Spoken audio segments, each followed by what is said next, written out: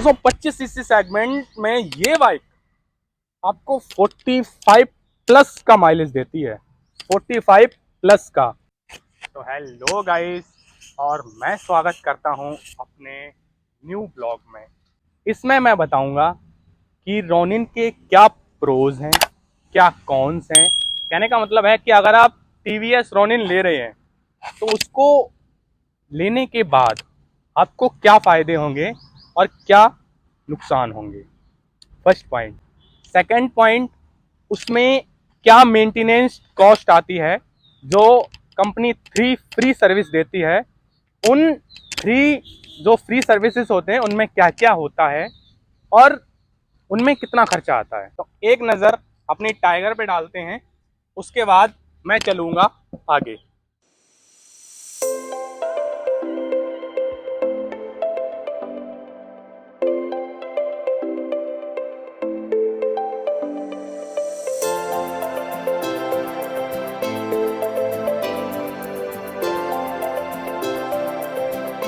तो गाइस, अपनी जो रोनिन है उसमें एक समस्या आई थी छोटी सी, जिसको एजेंसी वालों से लड़ झगड़ के मैंने जो है ठीक करवा ली है। उसमें इशू क्या आया था, मैं जब सेकंड सर्विस करवाने गया था तो एजेंसी के किसी एक अनस्किल्ड बंदे ने मेरा क्लिच जो है ओवर टाइट कर दिया। ओवर टाइट करने की वजह से क्या हुआ, मेरा क्लिच सेट डेड हो गया। कुछ दिनों बाद मुझे पता चला, 5000 किलोमीटर चलने के बाद मुझे ये चीज़ रियलाइज़ हुई कि कहीं ना कहीं गाड़ी में कोई ना कोई इशू है। फिर मैंने किसी जो है लोकल मैकेनिक को दिखाई गाड़ी, तो उसने बोला भाई साहब इसकी क्लिच प्लेटें जा चुकी हैं। मेरा माथा खिसक गया, मैं कि यार इतनी जल्दी क्लिच प्लेटें कैसे जा सकती है भाई, पॉसिबल ही नहीं है। मेरा जो है माथा काम नहीं किया उस टाइम। 2 दिन तक मैं इतना ज़्यादा टेंशन में रहा।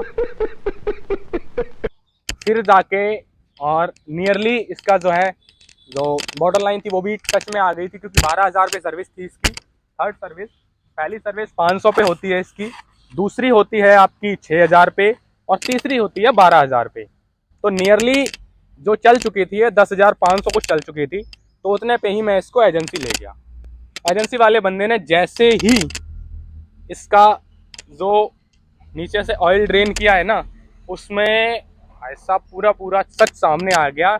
पूरा ऑयल टोटली ब्लैक, पूरा उसमें रबड़ा निकला। रबड़ा का मतलब जो होता है पूरा उसमें चूरन चूरन घिसने, मतलब जो घिसन होती है, ठीक है, जैसे हम किसी चीज़ को रगड़ते हैं तो उसका जो वो चूरन होता है वो निकला और पूरा ऑयल टोटली ब्लॉक। देखा, पता चला भाई साहब क्लिच सेट गया। बंदा बोला क्लिच सेट गया और आपको इस चीज को पे करना है। अच्छा, हमको सिखा रिया है। अच्छा। नहीं, मैं पे नहीं करूंगा। लड़ाई हुई उनसे, झगड़े हुए, बहुत माथापंची हुई। पहले वो बोल रहे थे कि मैं पे नहीं करूंगा, आपको ही पे करना पड़ेगा, क्योंकि ये वियर एंड टीयर वाली चीज है। गाड़ी आपने चलाई है, कैसे चलाई मुझे नहीं पता, लेकिन मुझे तो पता था कि मैंने गाड़ी कैसे चलाई है। तो उनसे मैं लड़ा झगड़ा, बहुत मशक्कत के बाद फाइनली उनको मना पाया मैंने कि मेरी गाड़ी का क्लिच प्लेट जो है आपके बंदे की गलती की वजह से डैमेज हुआ है और आपको इस चीज को रिप्लेस करके देना पड़ेगा, अदरवाइज मैं क्या करूंगा वो आपको पता नहीं है। तो जैसे तैसे करके मैंने उसको मनाया, मैनेजर एग्री हो गया। उसने बोला ठीक कोई बात नहीं, हम करवा देंगे। उस दिन थर्ड सर्विस पे उसने ऑयल चेंज किया, फिल्टर चेंज किया, लेकिन उसके पास क्लिच प्लेट सेट नहीं था तो उसने चेंज नहीं किया।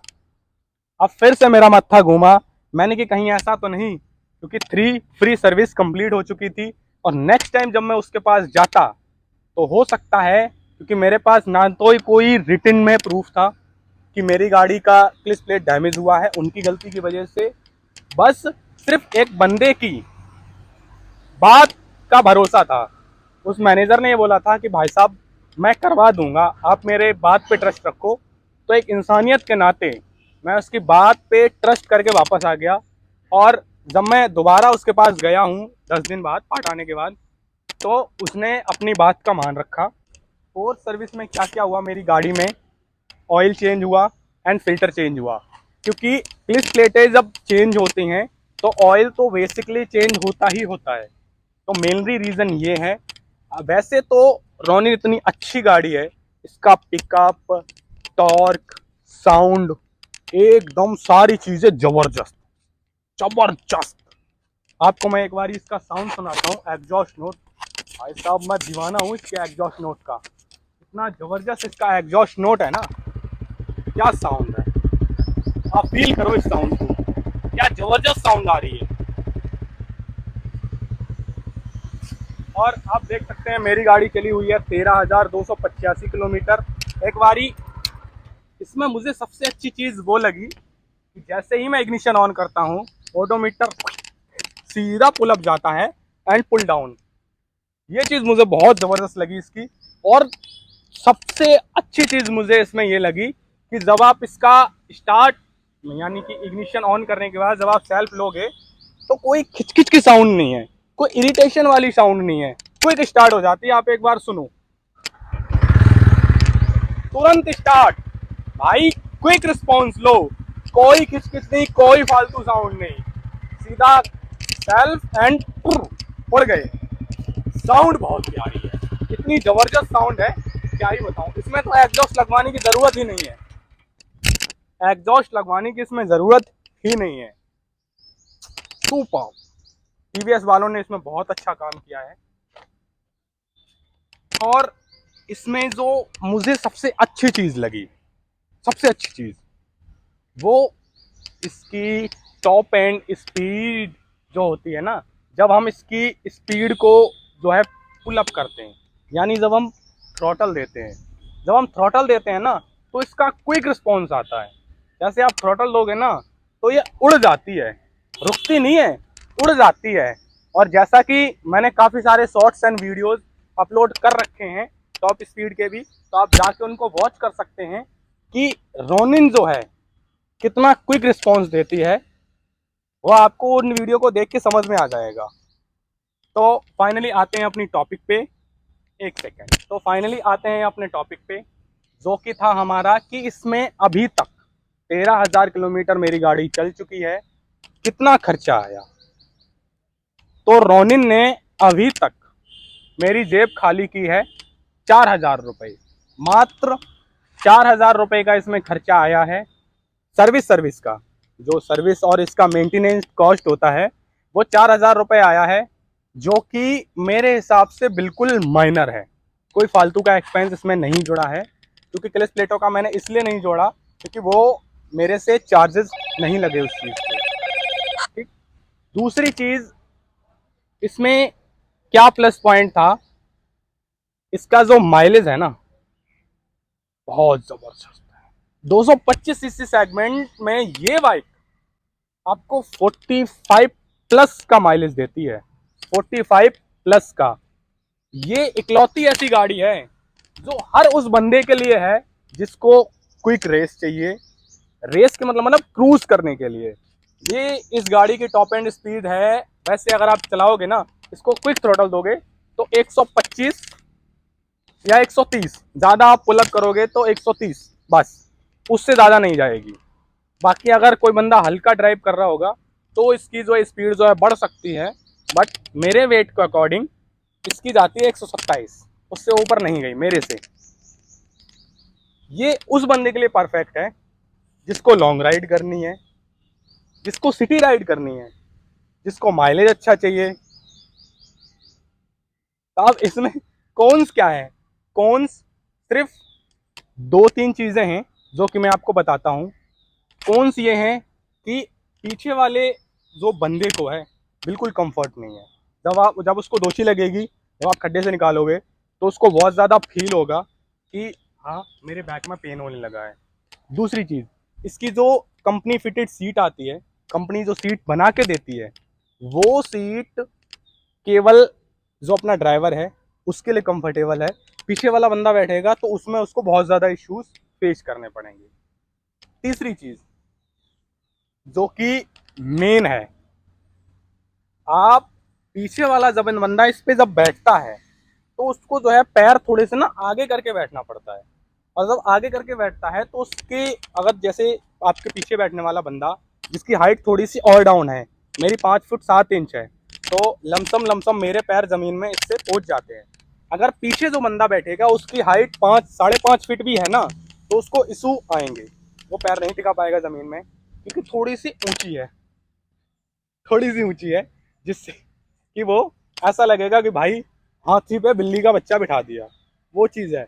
और ये एक्चुअल में आपको बताऊं ना, बहुत भारी है, बहुत ही ज्यादा भारी है। अगर ये एक बार गिर जाए, आप इसको आसानी से उठा नहीं सकते हो। बहुत तगड़ा वेट दिया है इसमें, मतलब ऐसा लगता है कि पूरा लोहा इसी में भर दिया है। फाइबर लिमिटेड है, वेट बहुत ज्यादा दिया है।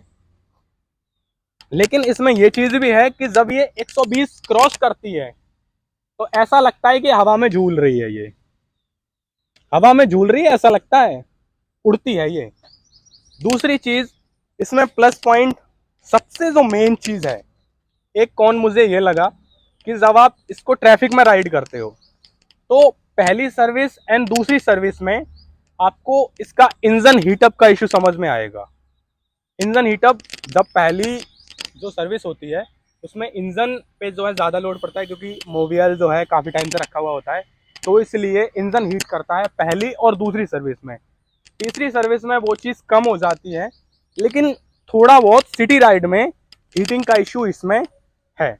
ये एक कौन है, ठीक।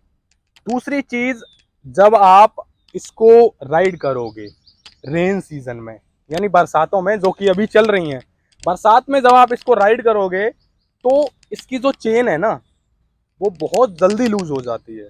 यानी कि एक हफ्ते में आपको कई बार जो है इसको टाइट करवाना पड़ेगा, या फिर आपको घर पे ही इसका chain cleaner and chain lubrication रखना पड़ेगा। वो मेन चीज़ है। बस एक ही चीज़ परेशान करती है इसकी, जो कि है चेन। हर चौथे दिन इसकी चेन बजने लगती है, खिड़ खिड़ खिड़ खिड़ खिड़ खिड़। और वो हेलमेट भी अगर आपने लगा रखा है तो भी आपको इरिटेट करेगी कि भाई चेन टाइट करा ले, वरना कुछ भी हो सकता है, ठीक। तो यही कुछ चीजें थी। बाकी एक और मेजर इशू जो मैंने फेस किया है उसका मैंने खुद ही सॉल्यूशन निकाला था।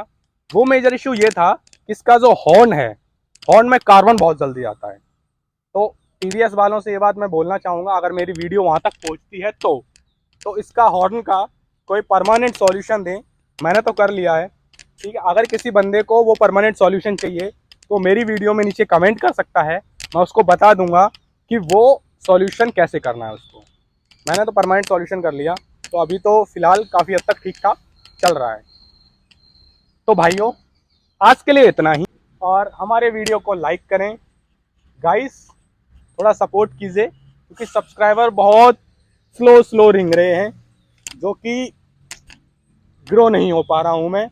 थोड़ा सा गाइस सपोर्ट कीजिए एंड ऐसे ही अपने भाई को प्यार करते रहें, और जल्दी से जल्दी हमारे बन के सब्सक्राइबर कंप्लीट करवाएं, तो हम चलेंगे गोवा घूमने, अपनी टाइगर को लेके इसको समुद्र में नहला के लाएंगे और करेंगे बीच राइड। तो गाइस, आज के लिए इतना ही।